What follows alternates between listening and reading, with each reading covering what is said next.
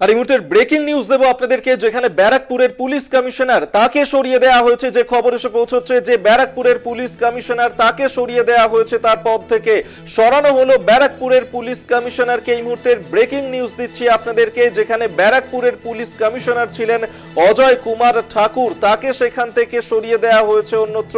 আপনাদেরকে এই মুহূর্তের বড় খবর জানাচ্ছি, যেখানে ব্যারাকপুরের নতুন পুলিশ কমিশনার হলেন মুরলীধর শর্মা।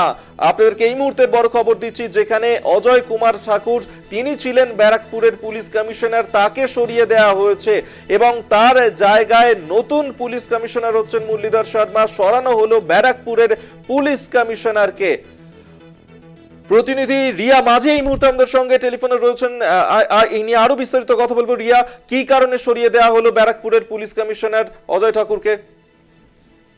দেখো, যদিও পুলিশ মহলে বলছে যে রুটিন ট্রান্সফার বলেই বলছে, তবে ইতিমধ্যেই যে নোটিফিকেশন বেরিয়েছে নবান্ন থেকে, সেখানে দেখা যাচ্ছে যে মুরলীধর শর্মা, যিনি কিনা ছিলেন এর আগে লালবাজারে তিনি ছিলেন এবং লালবাজারের অ্যাডিশনাল CP2 হয়ে তাকে সরানো হয়, তাকে নিয়ে যাওয়া হয় SBSPA অর্থাৎ যে ট্রেনিং সেন্টার রয়েছে ব্যারাকপুরে তাদের প্রিন্সিপাল করে। কিন্তু কয়েক মাস হয়েছে এবং তার মধ্যেই কিন্তু ট্রান্সফার করা হলো মুরলীধর শর্মাকে SBSPA থেকে, অর্থাৎ আইজি এই ট্রেনিং থেকে সরিয়ে তাকে নিয়ে যাওয়া হলো সিপি ব্যারাকপুর করে। সিপি ব্যারাকপুর ইতিমধ্যেই হচ্ছে মুরলীধর শর্মা এবং একই সঙ্গে অজয় কুমার ঠাকুর, যিনি ছিলেন সিপি ব্যারাকপুর ডিআইজি পদমর্যাদার অফিসার, তিনি তাকে নিয়ে আসা হলো ডিআইজি সিআইডি করে।